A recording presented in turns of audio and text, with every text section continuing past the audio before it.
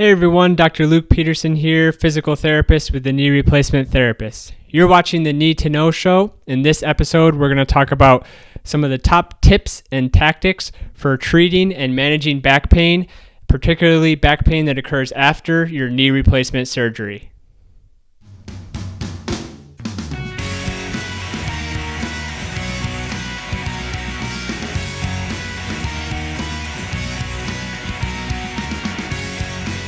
Hi everyone, Luke here with the Knee Replacement Therapist.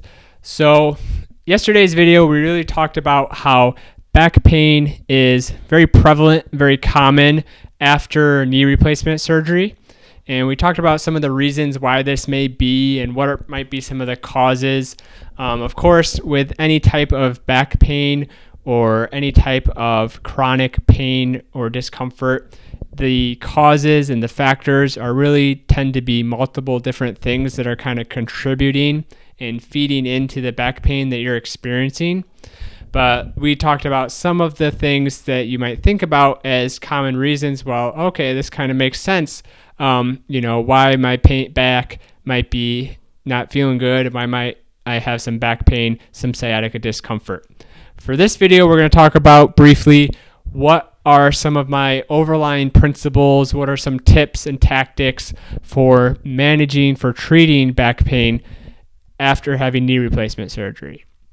And I want to say that these are kind of overlying big picture type things. I'm not going to show any particular videos of exercises today. Each person's exercises and physical therapy is going to be a little bit different, be a little more customized depending on what specifically are your symptoms, what you're dealing with, how do you respond to different things. So I'll kind of leave that to your physical therapist. But here are some of my overlying thoughts and principles. So one is you want to make sure you avoid tunnel vision. Avoid tunnel vision after your knee replacement. So after you have knee replacement surgery, the number one thing on your mind is your knee and making your leg and your quadriceps and your thighs stronger, improving your range of motion, decreasing the swelling, decreasing the pain, decreasing the stiffness. If I get my knee healed, my knee recovered, I'll be good to go. And what happens is we get this tunnel vision, and the same thing is true for the doctors and the surgeons and the physical therapists, is we tend to get this tunnel vision and only focus on that part of the person. When really we want to look at the whole body, look at everything going on with the individual.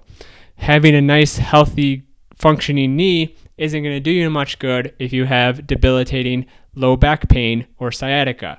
So you really need to make sure that you and your providers and your physical therapists are really looking at the whole individual and what we can do for those treatments.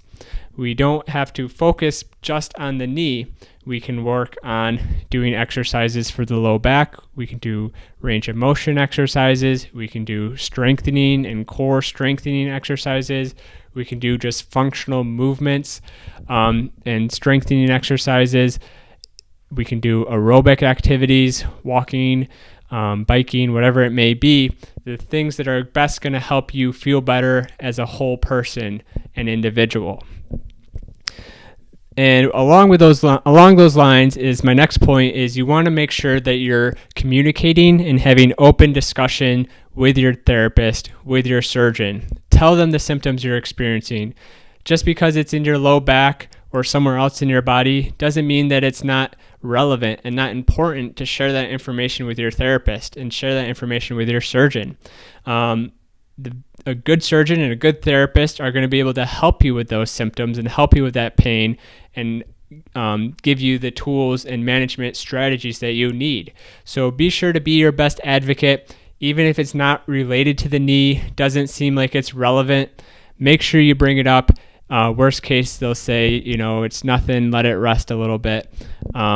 Best case is they'll give you some exercises, give you some strategies to help manage your back pain effectively.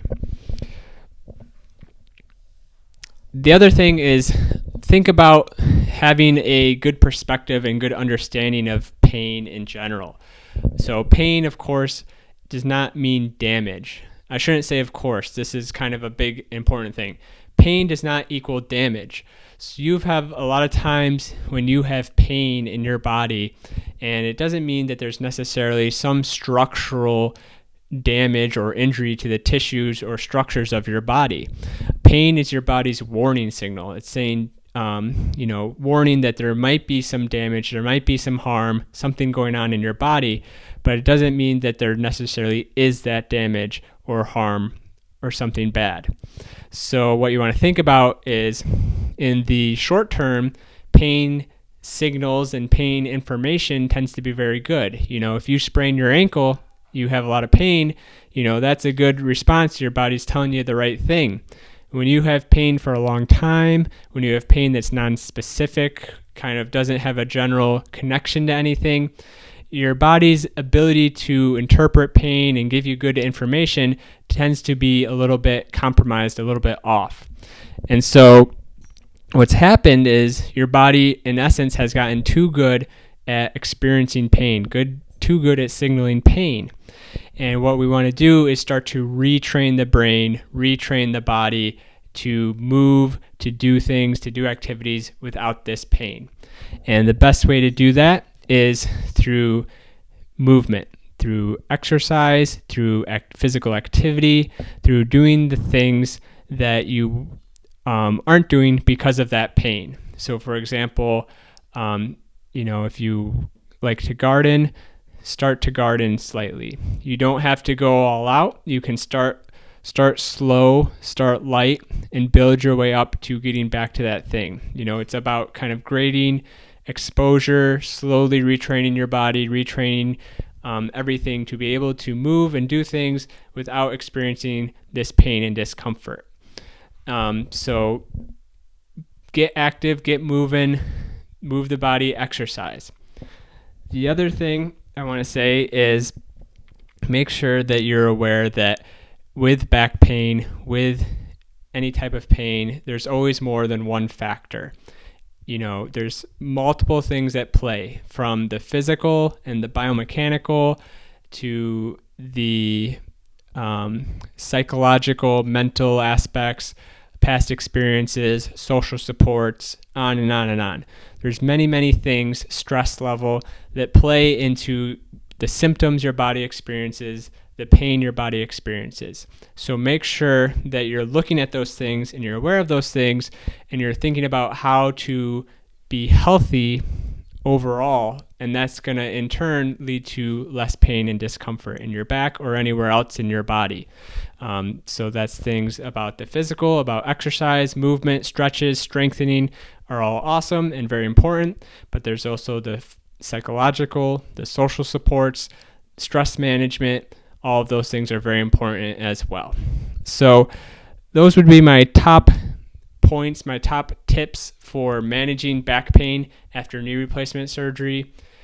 Take an active approach in managing it, and it will help it improve better and feel better. Don't worry about it not being related to your knee. Don't worry about it being separate than your knee. You want your whole body and your whole individual to feel good and be able to do the things that you enjoy. Thank you very much for watching, everyone. This has been the Knee to Know Show, and I'll talk to you all sometime soon with some more videos. Take care.